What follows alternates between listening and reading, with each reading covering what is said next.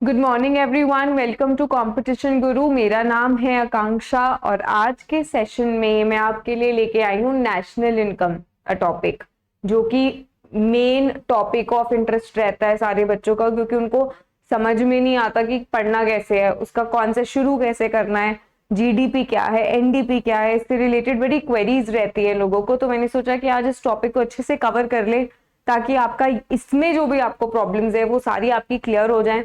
आप किसी भी लेवल का एग्जाम दे रहे हैं, 12th से लेकर अपने यूजीसी नेट तक, आप कहीं पे भी कोई भी एग्जाम दे रहे हैं इकोनॉमिक्स का, आपको प्रॉब्लम ना आए।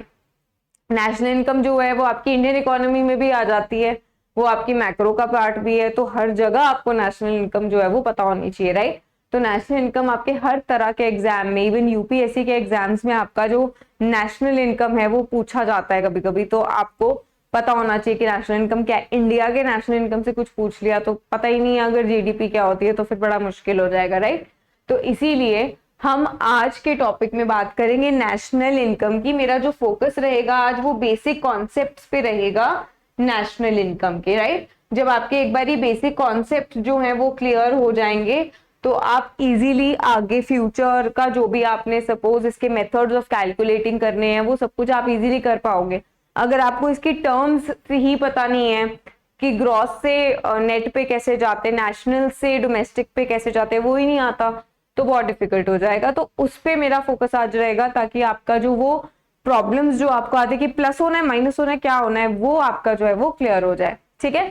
तो चलो देखते हैं। पहली चीज, सबसे पहले हम करेंगे डोमेस्टिक टेरिटरी। तो वैसे तो आपको ये सारे कॉन्सेप्ट्स आते होंगे, आपको समझ में भी आता होगा क्या है, लेकिन इनको ऑब्वियसली थ्योरेटिकल क्वेश्चंस आपसे नहीं पूछे जाते इतने, राइट। जनरली आप जो कम्पिटिटिव्स देते हैं उसमें आपको एमसीक्यू फॉर्म में चीजें आती हैं, लेकिन अगर आपको डोमेस्टिक टेरिटरी नहीं पता तो आपको डोमेस्टिक और नेशनल के बीच का डिफरेंस भी नहीं पता चलेगा, राइट। तो डोमेस्टिक टेरिटरी के फीचर्स पता होने इसीलिए बहुत जरूरी है। फीचर्स जिन चीजों के आपको पता नहीं है फिर आप उसको नहीं कर सकते ना, डेफिनेटली आपको जब तक पता ही नहीं है कि चीज क्या है आप उसको फर्दर सॉल्व नहीं कर पाओगे, राइट। तो सबसे पहले बात करते हैं डोमेस्टिक टेरिटरी की। देख लीजिए डोमेस्टिक टेरिटरी क्या होती है।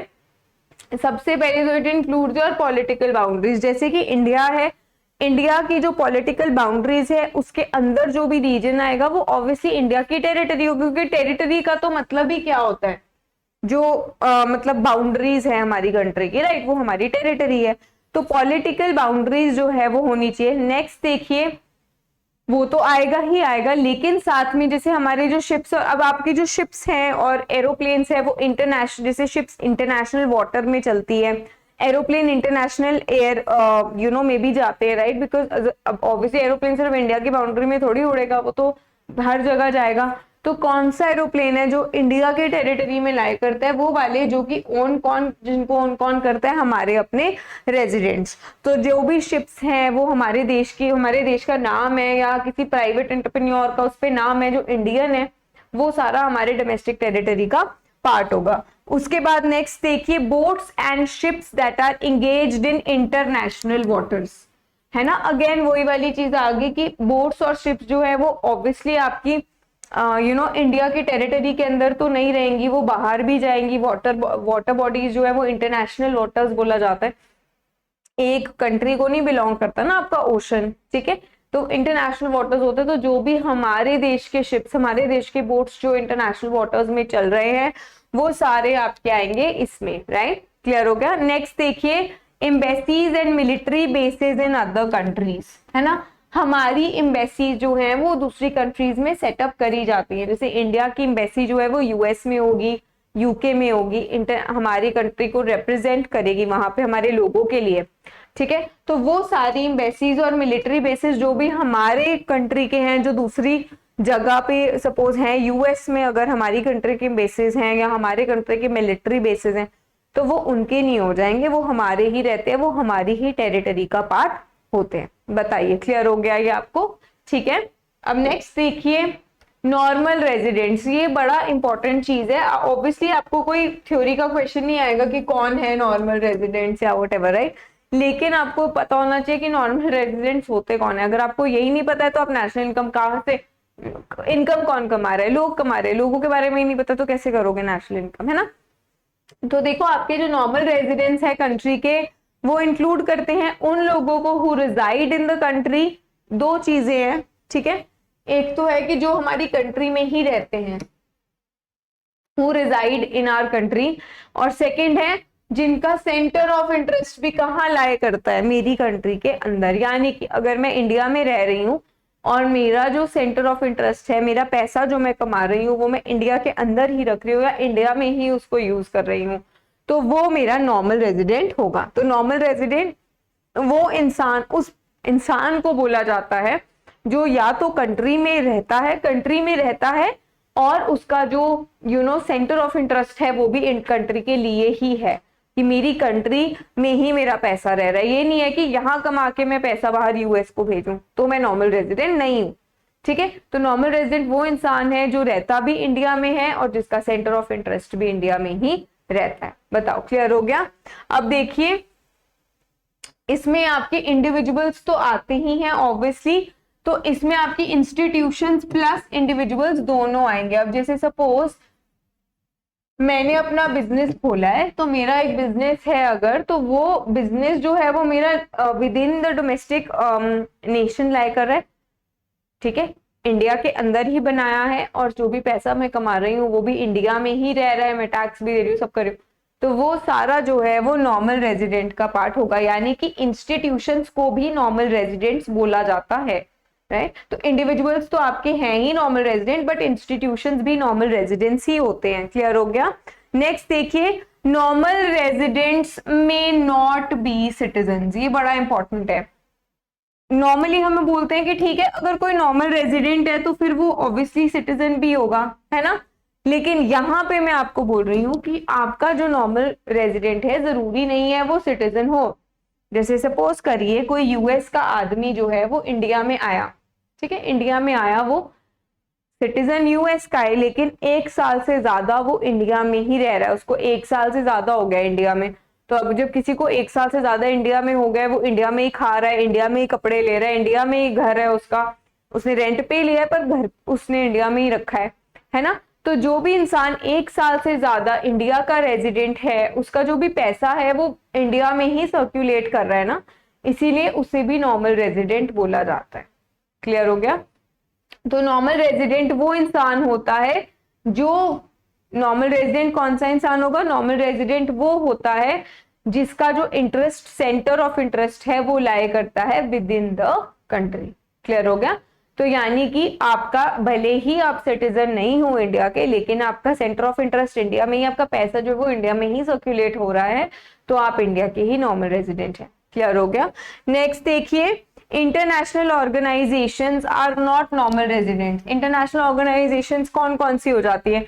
जैसे आपकी WHO है, IMF है, ये सारी इंटरनेशनल, और world health organisation, international monetary fund, सारी इंटरनेशनल ऑर्गेनाइजेशन है, किसी एक कंट्री को बिलोंग नहीं करती, तो वो किसी का भी नॉर्मल रेजिडेंट नहीं होंगी, क्योंकि ये तो पूरे वर्ल्ड की ऑर्गेनाइजेशन है ना, एक कंट्री की नहीं है। तो यहाँ पे आपका क्या होता है, ये आपके नॉर्मल रेजिडेंट्स नहीं होते, लेकिन people employed in them are. जैसे सपोज करो अगर मैं इंडिया की हूँ और मैं एम्प्लॉयड हूँ WHO में, तो वहां से जो भी मैं पैसा कमा रही हूँ वो मेरे मेरी कंट्री में आ रहा है ना, जो भी मैं पैसा कमाऊंगी वो मेरी कंट्री में आएगा, मैं उसे अपनी कंट्री में लेके आऊंगी और खर्चूंगी।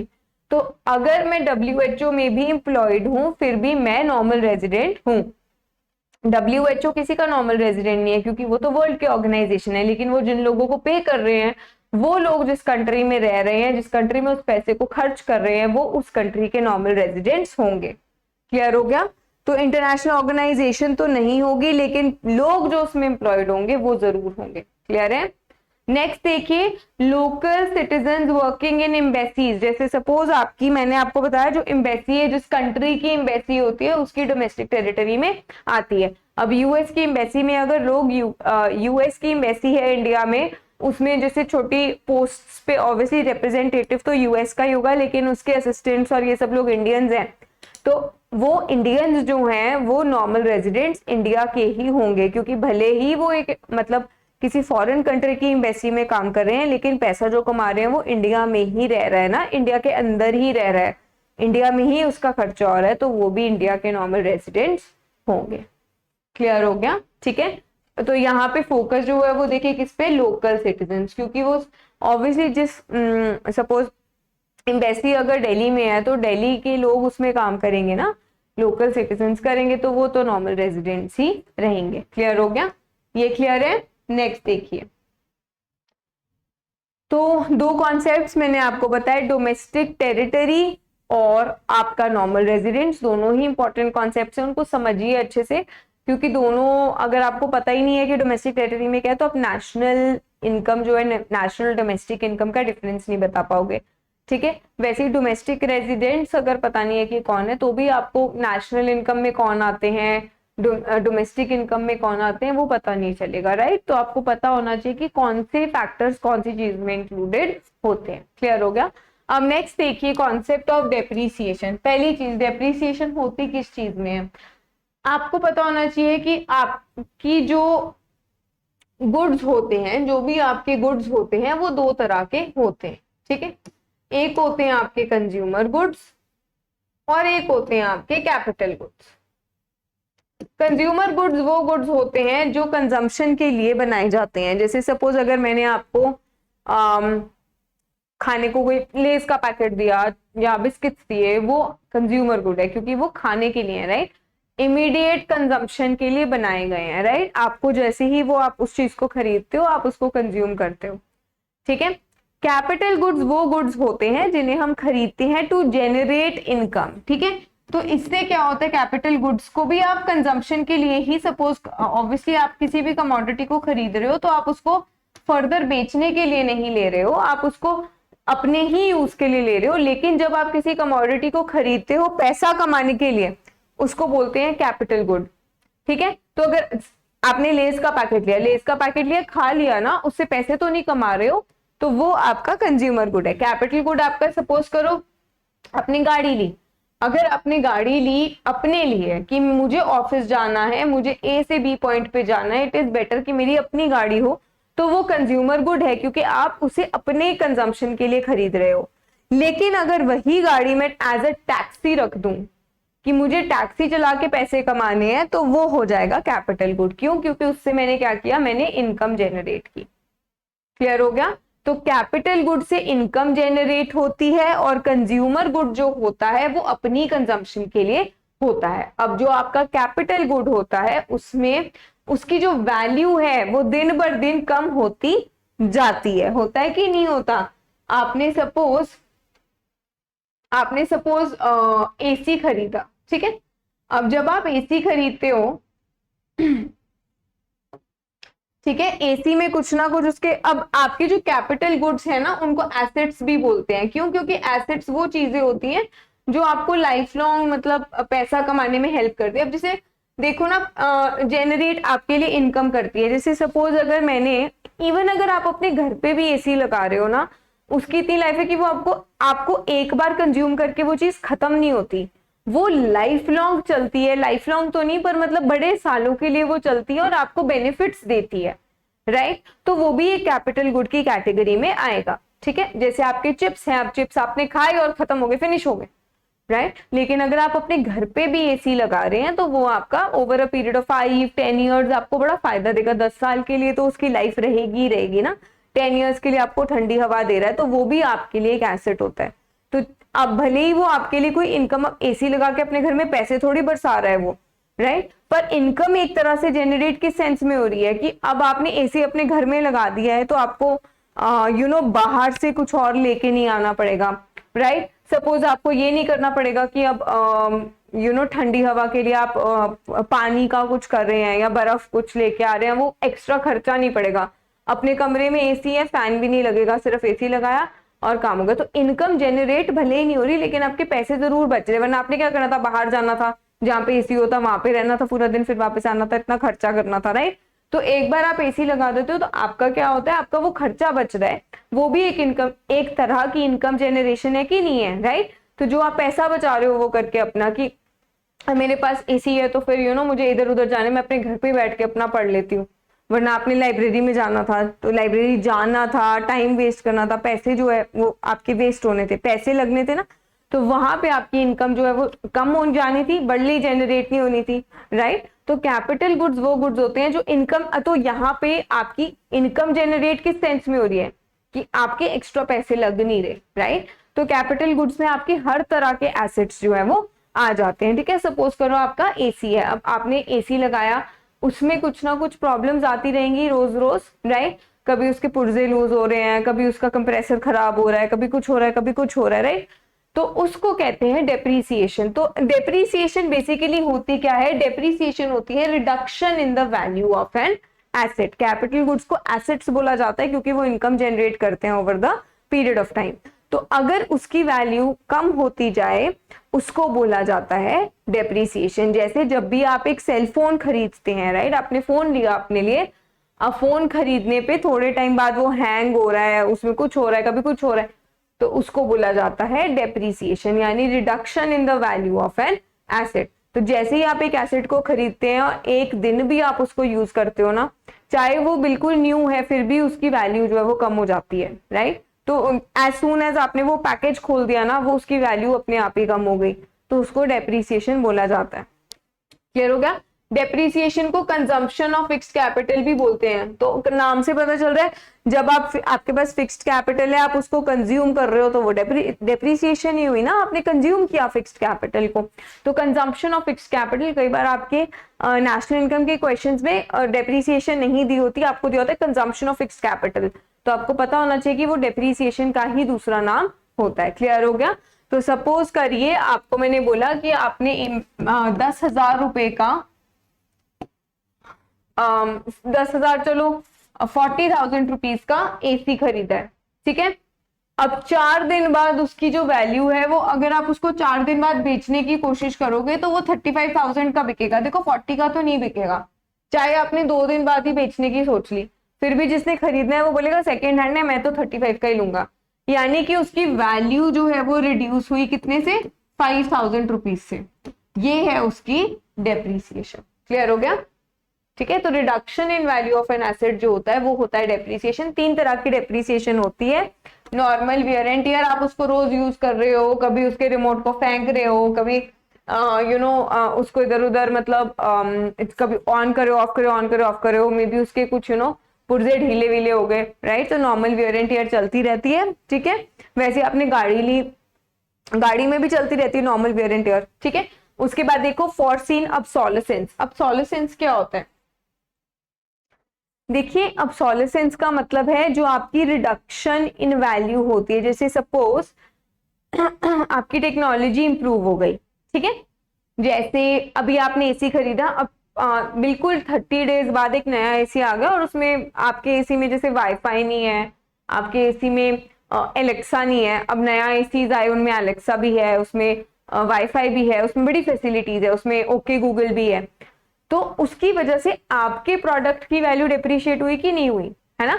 यानी कि जब चेंज इन टेक्नोलॉजी होती है, जब अच्छी, अब जैसे आईफोन है, आईफोन अभी जब आईफोन 5 और आईफोन 14 है, आईफोन 5 की क्या वैल्यू रह गई है, कुछ भी नहीं। आईफोन 5 तो आई थिंक मैन्युफैक्चर भी नहीं होता, अगर किसी के पास होगा भी तो वो बड़ा सस्ता बिकेगा, राइट। क्यों होता है ऐसा, क्योंकि जैसे जैसे टेक्नोलॉजी बदलती है वैसे वैसे जो पुराना वर्जन होता है चीजों का, उसकी वैल्यू क्या होती है, कम हो जाती है। क्लियर हो गया। तो आपका जो फोर्सीन ऑब्सोलेसेंस है वो होता है 2 रीजंस की वजह से।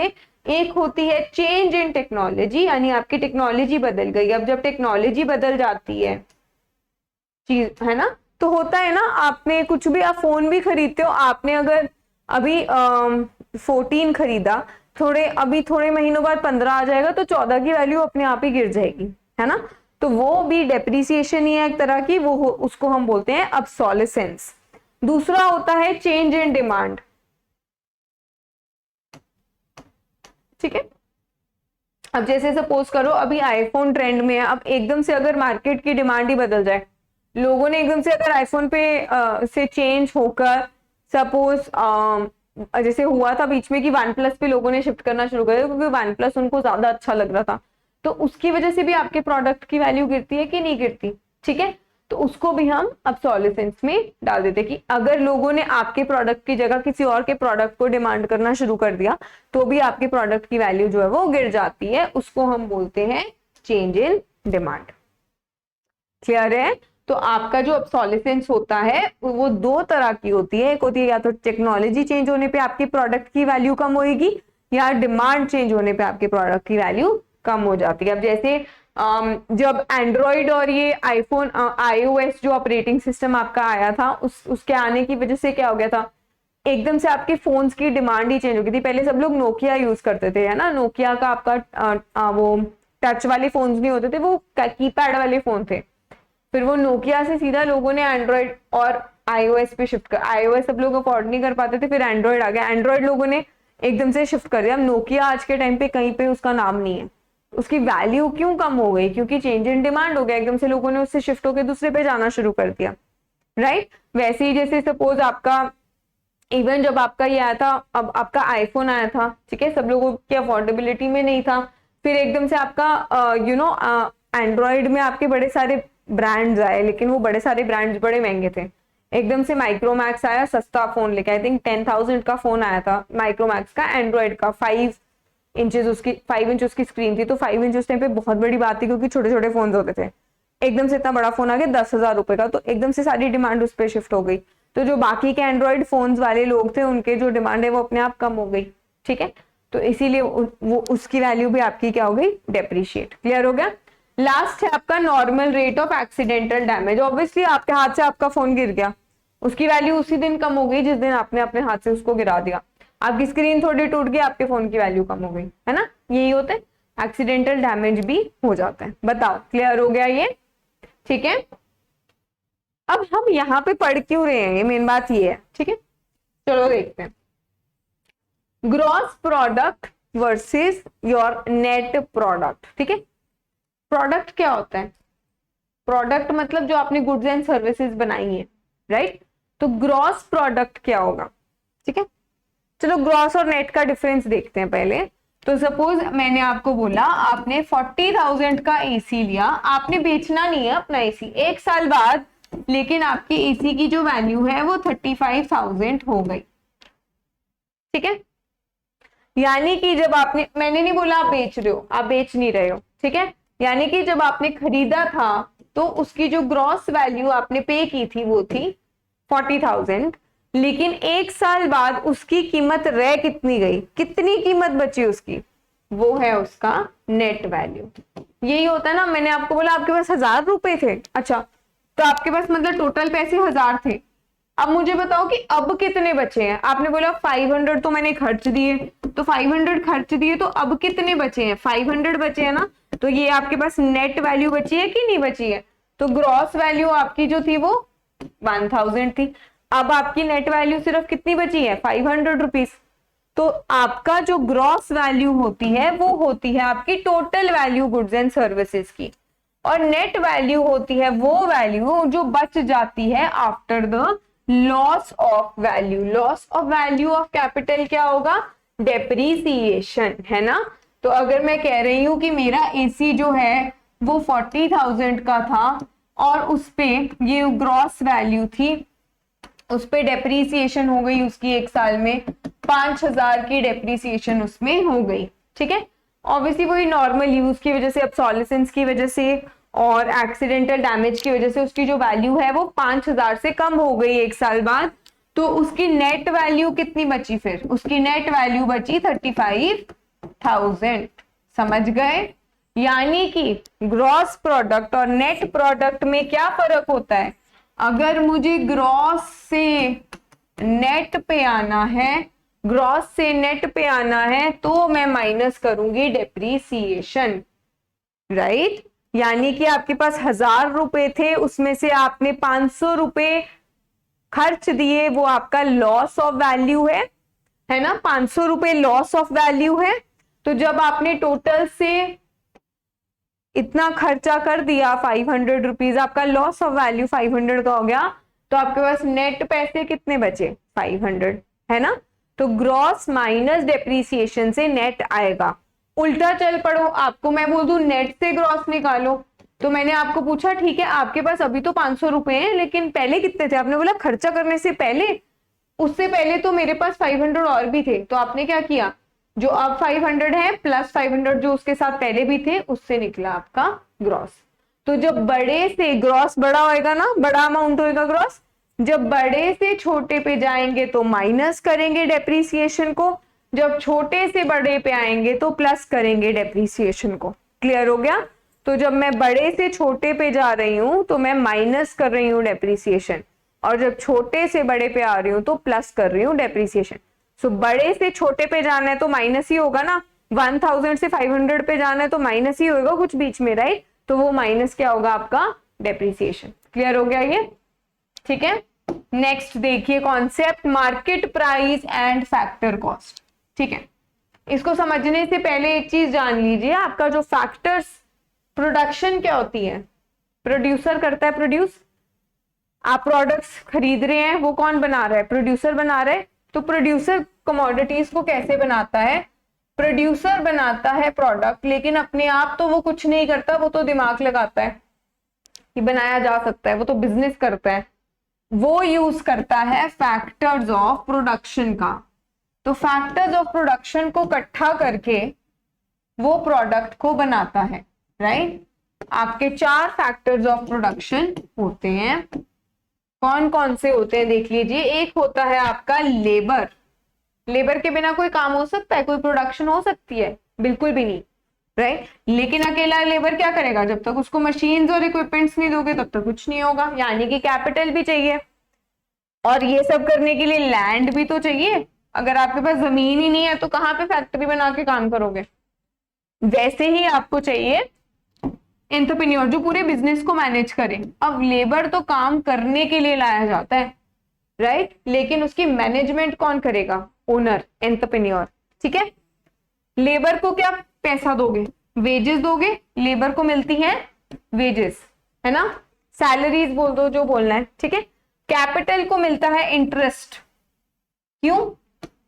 कैपिटल को इंटरेस्ट मिलता है ना, जो भी वो आपको काम करके दे रहा है उसका रेमिनेशन इंटरेस्ट है, ठीक है। जैसे मशीन आपने लगाई है, मशीन पे आपको इंटरेस्ट मिलता है जो भी वो आपको दे रही है, राइट? वैसे ही लैंड पे मिलता है रेंट। लैंड को आप रेंट दोगे कि नहीं दोगे? और एंटरप्रेन्योर को आप देते हैं प्रॉफिट, तो एंटरप्रेन्योर को प्रॉफिट मिलेगा। तो ये है आपके factors of production. Producer in factors of production के थ्रू अपनी प्रोडक्शन को करता है। क्लियर हो गया? अब वो जब भी आपका प्राइस डिसाइड करता है, अगर एक प्रोड्यूसर को प्राइस डिसाइड करना होगा, अगर उसको डिसाइड करना है कि कुरकुरे का जो पैकेट है वो 10 रुपए का है, वो कैसे उसने 10 रुपीज डिसाइड किया, तो आपका जो प्रोड्यूसर है वो सारे फैक्टर्स की पेमेंट्स को प्लस प्लस करके फिर आपके प्रोडक्ट का प्राइस डिसाइड करता है, क्योंकि उसको तो सबको पैसा देना है। सबको पैसा कैसे देगा अगर प्रोडक्ट का प्राइस इसको भी कवर नहीं करेगा? तो उसको प्राइस को ऐसे डिसाइड करना है कि ये सारे फैक्टर्स जो है वो कवर हो जाए। तो उसने wages plus interest plus rent और प्लस अपना प्रॉफिट भी उसने यहीं पे ऐड कर दिया। सपोज इन सबको ऐड करने के बाद कुरकुरे के पैकेट का जो प्राइस है वो 8 रुपीज आया। हर एक पैकेट पे लगाएगा ना, ऐसा एक लेबर की पूरी वेज थोड़ी एक पैकेट से निकालेगा। ऑन एन एवरेज देखेगा कि एक पैकेट से कितना हिस्सा निकालूं ताकि सारे फैक्टर्स की पेमेंट जो है वो हो जाए। तो सपोज एक पैकेट से 8 रुपए जो है वो आ रहे, ये होती है फैक्टर कॉस्ट।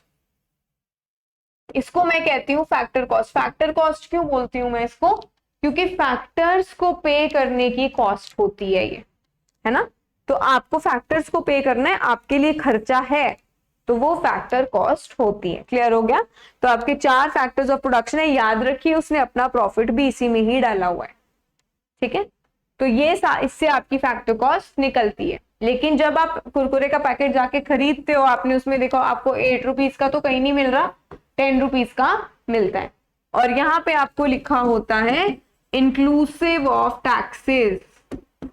यहाँ पे लिखा होता है, अब देखना अपने पैकेट में, उसमें लिखा होता है MRP maximum retail price 10 rupees inclusive of taxes, यानी कि इसके अंदर आपके टैक्सेस भी हैं। तो जो चीज मार्केट में आपको बिक रही है या जो चीज आपको बेची जा रही है उसमें आपके टैक्सेस भी इंक्लूड हैं, और टैक्सेस को इंक्लूड करके आपका निकल रहा है मार्केट प्राइस। तो मार्केट प्राइस जो होता है, सपोज अगर वो 10 रुपए है कुरकुरे के पैकेट का, यानी कि फैक्टर कॉस्ट और मार्केट प्राइस में क्या फर्क आ रहा है बीच में? Indirect taxes. बताइए, क्लियर हुआ? ठीक है, तो आपकी जो फैक्टर कॉस्ट होता है वो होता है सारे फैक्टर्स ऑफ प्रोडक्शन की पेमेंट जो उन्होंने गुड्स एंड सर्विसेज बनाने में दी है। लेकिन अगर इससे मैं मार्केट प्राइस पे आ रही हूं, मार्केट प्राइस में प्लस हो जाते हैं आपके इनडायरेक्ट टैक्सेस भी।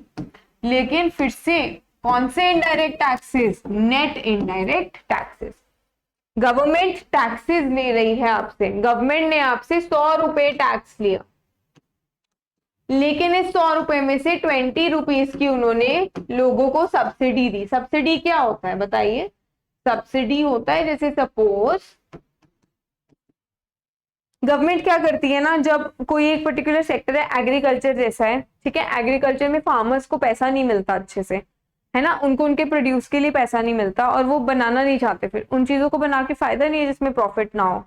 ऐसा ही होता है। आप एक अपने लेवल पे सोचो, आप क्या ऐसा कोई काम करोगे जिसमें आपको फायदा नहीं मिलेगा? नहीं करोगे। तो गवर्नमेंट क्या करती है, उन लोगों को इंड्यूस करने के लिए कि आप काम करो, आप क्रॉप्स उगाओ, वो उनको सब्सिडी देती है। सब्सिडी क्या होता है? कंसेशन। तो वो बोलती है ठीक है, तुम फर्टिलाइजर लगाते हो ना, 100 रुपए की बॉटल है फर्टिलाइजर की, हम तुम्हें 50 रुपीज में बेचेंगे, तुम बस क्रॉप उगाओ। तो वो जो 50 रुपीज में आपको वो चीज बेची जा रही है उसको बोला जाता है सब्सिडी। तो वो जो इसका प्रोड्यूसर जो बना रहा है फर्टिलाइजर, उसको तो 100 रुपए देने पड़ेंगे, उसने ठेका थोड़ी लिया है फार्मर्स का, उसको कोई लेना देना नहीं है, उसको 100 देने पड़ेंगे। फार्मर से 50 ही रुपए ले रहे हो, बीच के 50 रुपए कहां से दे रहे हो? टैक्सेस से। ठीक है, तो जो आपने लोगों से टैक्सेस लिए थे उससे आप अपनी सब्सिडी को पूरा करते हो। तो अगर 100 रुपए टैक्स लेके आपने 20 रुपए सब्सिडी दे दी लोगों को, तो टोटल टैक्स कितना मिला आपको? 80 रुपीज। यानी कि टोटल टैक्स जो आपने जमा कर पाए या आपका जो रेवेन्यू था वो 80 रुपीज का ही था। क्लियर हो गया? तो 100 माइनस 20 आपका 80 होगा। क्लियर हो गया ये? ठीक है, तो ये होती हैं आपकी सब्सिडीज। इसीलिए हम यहाँ पे ना नेट इनडायरेक्ट टैक्सेस लेते हैं, क्योंकि सब्सिडीज माइनस कर देते हैं जो गवर्नमेंट ने खर्चा। अब गवर्नमेंट ने इनकम कमाई लोगों से टैक्स लेके, ठीक है, लेकिन उन्होंने आधा खर्च भी तो कर दिया है ना। ठीक है, तो आपके जो नेट इनडायरेक्ट टैक्सेस होंगे, net indirect NIT net indirect taxes होंगे आपके indirect taxes minus subsidies. Clear है? तो फैक्टर कॉस्ट से, अब फैक्टर कॉस्ट छोटा है क्योंकि सपोज 8 रुपए हुआ था, ये छोटा है, इससे आपको आपको मार्केट प्राइस पे आना है। तो फैक्टर कॉस्ट छोटी है, मार्केट प्राइस बड़ा है, तो ऑब्वियसली उसमें ऐड हो रहा है नेट इनडायरेक्ट टैक्सेस। वैसे ही अगर मैं आपको बोल दूं कि market price inclusive of taxes से आपको सिर्फ फैक्टर कॉस्ट मुझे निकाल के देनी है कि फैक्टर्स का कितना कॉस्ट था, तो आप माइनस, उसमें से आप क्या करोगे? आप माइनस कर दोगे नेट इनडायरेक्ट टैक्सेस को। क्लियर हो गया? ठीक है, नेक्स्ट देखो, net factor income from abroad. अब क्या होता है? सबसे पहले तो डोमेस्टिक और नेशनल को समझ लो, फिर आते हैं इस पे। ठीक है, डोमेस्टिक चीजें क्या होंगी और नेशनल क्या होंगी? डोमेस्टिक चीजों में सिर्फ वो चीजें आएंगी जो प्रोड्यूस हो रही हैं विद इन द कंट्री, यानी कि जो कंट्री के अंदर अंदर बनाई जा रही हैं चीजें, वो आएंगी डोमेस्टिक में। नेशनल में आएगा, अब आपका जरूरी नहीं है ना कि जो भी कंट्री के अंदर है वही आपको इनकम जनरेट कर रहा है, जो कंट्री के अंदर बनाया जा रहा है। कुछ ऐसा पैसा भी है जो बाहर से कमा के यहाँ पे लाया जा रहा है, वो भी तो नेशनल इनकम का पार्ट होगा, है ना। यानी कि सिर्फ हमारा जो डोमेस्टिक कंपोनेंट है वो ही नहीं होता नेशनल इनकम में, उसमें एक उसमें एक नेशनल कंपोनेंट भी आता है, जिसके अंदर आपका एक तो डोमेस्टिक इनकम आएगी जो आपने अंदर रह के कमाई है, जो आपने कंट्री के अंदर रह के कमाई है, प्लस इसमें वो इनकम भी आएगी जो आप अब्रॉड से कमा के ला रहे हो। होता है कि नहीं होता? कितने इंडियंस हैं जो अभी बाहर जाते हैं, वहां से बोलते हैं हम थोड़े टाइम पैसा कमाएंगे और फिर वापस आके इंडिया में सेटल होंगे, अच्छा सा बंगला लेंगे, है ना। तो वो जो पैसा बाहर कमा के वापस लेके आ रहे हैं, वो भी इंडिया की ही नेशनल इनकम का पार्ट होती है, क्योंकि वो पैसा कमा के वापस तो इंडिया में ही आ रहा है, राइट। तो जब डोमेस्टिक में आपका अब्रॉड वाली इनकम, फैक्टर इनकम अब्रॉड की जो है वो ऐड हो जाती है, तो आपकी नेशनल इनकम आ जाती है। अब यहाँ पे ऊपर देखिए factor income from abroad, factor income दिया है, यानी कि जो भी आपके फैक्टर्स हैं, 4 फैक्टर्स हैं, अगर वो 4 फैक्टर्स अब्रॉड में जाके वहां से इनकम वापस लेके आ रहे हैं तो उसको फैक्टर इनकम फ्रॉम अब्रॉड बोला जाएगा। ठीक है, बट जैसे जैसे हम लोग क्या कर रहे हैं, हमारे लोग बाहर जाकर, सपोज यहाँ के लोग कनाडा जा रहे हैं, कनाडा से पैसा कमा के वापस पंजाब आ रहे हैं और पंजाब में सेटल हो रहे हैं, तो वो तो इनकम है जो आ रही है, लेकिन वैसे ही यूएस और यूके के लोग भी तो इंडिया में होंगे जो यहाँ से पैसा कमा के अपनी कंट्री में लेके जा रहे हैं, है ना। यानी कि फैक्टर इनकम फ्रॉम अब्रॉड जो हमारे पास आ रही है minus factor income to abroad, factor income to abroad से निकलता है आपका net factor income from abroad. क्योंकि अब ऑब्वियसली जो आपकी बाहर से इनकम आ रही है, कंट्री के अंदर आ रही है, माइनस आप भी तो दे रहे हैं, उसको तो निकालना ही पड़ेगा ना, तभी नेट इनकम जा रही है, उससे मेरे पास नेट फैक्टर इनकम निकल जाएगी कि टोटल मेरे पास आ कितनी रही है। तो जो आ रही है माइनस जो जा रही है से टोटल नेट इनकम निकल जाएगी कि नेट मेरे पास इतना आ रहा है। ठीक है,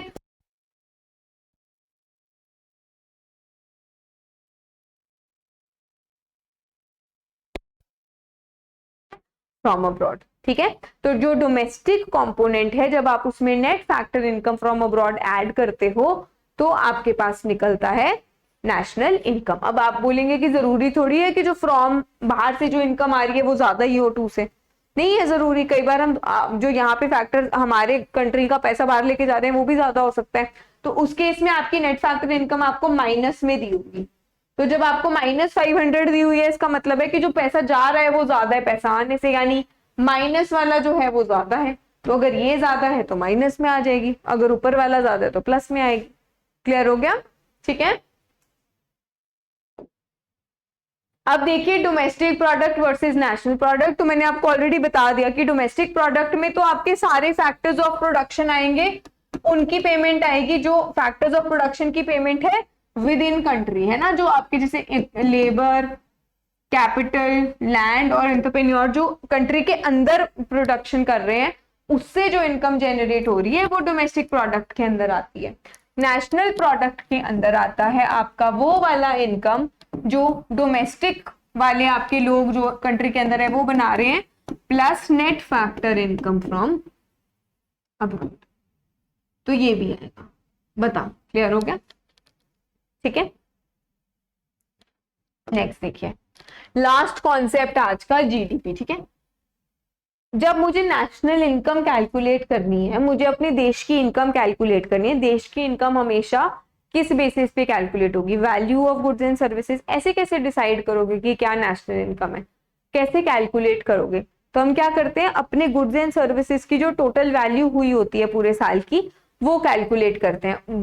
वो जो वैल्यू होगी उन गुड्स और सर्विसेज की, ठीक है, अब सपोज मैंने कुरकुरे के इतने पैकेट्स बेचे और वो 10-10 रुपए के थे, तो मैं अज्यूम कर लेती हूँ कि इस प्रोड्यूसर ने, कुरकुरे के जो प्रोड्यूसर है उसने इतना कमा लिया होगा इस, क्योंकि उसने इतने बेचे, इतना उसकी वैल्यू क्या थी गुड्स और सर्विसेज की, उस बेसिस पे मैंने डिसाइड कर दिया कि उसकी इनकम जो है वो इतनी है, राइट। यानी कि जो जीडीपी होता है आपका वो होता है value of goods and services, है ना। गुड्स और सर्विसेज कौन से टाइम में? ड्यूरिंग अ फाइनेंशियल ईयर, है ना। और जब जीडीपी दिया है यानी कि ग्रॉस डोमेस्टिक प्रोडक्ट, ठीक है, ग्रॉस है ये, जी से ग्रॉस, डी से डोमेस्टिक और पी से प्रोडक्ट। तो जब आपको डोमेस्टिक प्रोडक्ट दिया है यानी कि value of goods and services है विद इन कंट्री, कंट्री के अंदर। क्लियर हो गया? तो जो विद इन कंट्री आपकी वैल्यू होगी गुड्स एंड सर्विसेज की इन अ फाइनेंशियल ईयर या इन अ ईयर जो है उसको बोला जाता है जीडीपी। बताइए, जीडीपी क्लियर हो गया? ठीक है, अब हमने बोला ग्रॉस डोमेस्टिक प्रोडक्ट। अगर मैं आपको बोलूं इससे मुझे निकाल के दो एनडीपी, तो जी से एन पे जाना है, ग्रॉस से नेट पे जाना है, डोमेस्टिक एज इट इज है, प्रोडक्ट एज इट इज है। जब मैंने आपको बोला कि आप मेरे लिए जीडीपी से एनडीपी निकालो, यानी कि मेरे लिए जी से एन पे जाओ, तो क्या करोगे? Minus depreciation. ग्रॉस बड़ा है, नेट छोटा है, ग्रॉस से नेट पे जाओगे तो मेरे लिए माइनस करोगे डेप्रीसिएशन। ये सेम है, ये सेम है, इस पे एमपी कर दो, इस पे भी एमपी कर दो। मार्केट प्राइस पे है ना, तो मार्केट प्राइस मार्केट प्राइस। ठीक है, तो इसकी डेफिनेशन क्या हो जाएगी एनडीपी एट एमपी की? It is the value of goods and services with in the domestic country in a year minus the depreciation. Clear हो गया? ठीक है, अब नेक्स्ट आ जाओ। आपने क्या किया? आपने किया जीडीपी एट एमपी से आप आए एनडीपी एट एमपी पे। कुछ नहीं किया, जी से एन पे आना था, माइनस डेप्रीसिएशन कर दी। अब मैंने आपको बोला N N P at M P बताओ, तो एन से एन तो सेम है, कुछ नहीं करना है। डी से एन पे जाना है, डोमेस्टिक से नेशनल पे जाना है। इस बार क्या करोगे? डोमेस्टिक से नेशनल पे जाने के लिए प्लस, क्योंकि डोमेस्टिक छोटा है, नेशनल बड़ा है, प्लस होगा, plus net factor income from abroad, है ना, क्योंकि डोमेस्टिक में तो वही लोग हैं जो अंदर रह के काम कर रहे हैं, नेशनल में जो भी बाहर जाके भी पैसा कमा के लेके आ रहे हैं वो भी आ जाएंगे, तो net factor income from abroad जो है वो प्लस हो जाएगी। बताओ कोई प्रॉब्लम? ठीक है, इसके बाद नेक्स्ट देखिए आपका आ जाएगा N N P at F C. N same, P same, MP से एफसी पे जाना है। मार्केट प्राइस से फैक्टर कॉस्ट, बड़े से छोटे पे जा रहे हो इस बारी, मार्केट प्राइस बड़ा है, फैक्टर कॉस्ट छोटा है। ठीक है, यानी कि क्या करोगे? माइनस करोगे, राइट?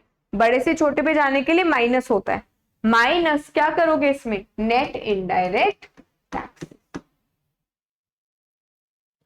क्लियर हो गया? तो मार्केट प्राइस जैसे 10 रुपए था कुरकुरे का, 8 रुपए पे आए हो, 8 रुपए पे आए हो तो मेरे पास आ जाता है N N P at F C. N N P at F C को बोला जाता है नेशनल इनकम।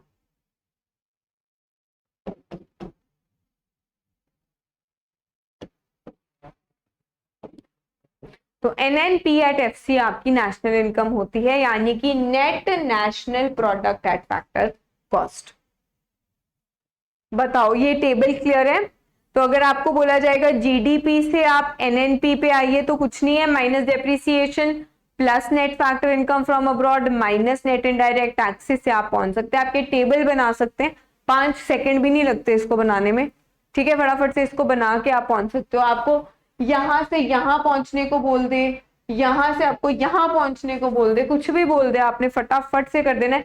ये इतने अलग अलग स्टेप्स में करने की जरूरत नहीं होती ना। फिर आप बस जीडीपी एट एमपी से आपको सपोज बोला है एनएनपी एट एफसी पे आइए, तो जी से एन पे आओगे, ग्रॉस से नेशनल बड़ा सा छोटा माइनस डेप्रिसिएशन, डी से एन पे आ रहे हो छोटे से बड़ा plus net factor income from abroad.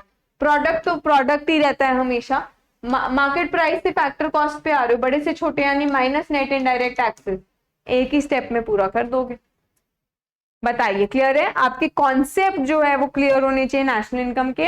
आप तभी इस पे न्यूमेरिकल बेस जो बेस्ड होते हैं वो कर पाएंगे, तभी आप इसके मेथड्स ऑफ कैलकुलेटिंग कर पाएंगे। क्लियर हो गया? तो यहाँ पे मैंने आपको सारे जो इसके बेसिक कॉन्सेप्ट्स हैं आज वो करवा दिए हैं। आपको जीडीपी मैंने बता दिया क्या होता है। ठीक है, जीडीपी होता है value of goods and services, ये भी value of goods and services ही होगा। एंड में देखो प्रोडक्ट दिया है, जब यहाँ पे प्रोडक्ट है मतलब प्रोडक्ट क्या होता है? गुड्स एंड सर्विसेज, तो उसकी वैल्यू जो है वो होगी जीडीपी। क्लियर हो गया? तो इसीलिए ये आपका बहुत इंपॉर्टेंट है, प्लीज इसे अच्छे से कवर करिए, इसको छोड़ना मत बिल्कुल भी। ठीक है, इसको आप एक बार ही नेशनल इनकम अच्छे से कवर कर लेंगे ना, दोबारा पढ़ने की जरूरत नहीं पड़ती। एक बार ही अच्छे से पढ़ लिया, दोबारा आपको करने की, तो एक बार इसे अच्छे से समझ लीजिए, इसको पढ़ने के तरीके को समझ लीजिए। ठीक है, तो आज के सेशन में मैं आपको बस इतना ही करवाऊंगी, ज्यादा लंबा नहीं हम इसको खींचेंगे। ठीक है, आई होप आपने एंजॉय किया, आई होप आपको समझ में आए कॉन्सेप्ट्स। ठीक है, आप इन कॉन्सेप्ट्स को आज के लिए, फिलहाल आज के लिए बस इन कॉन्सेप्ट्स को समझ लीजिए।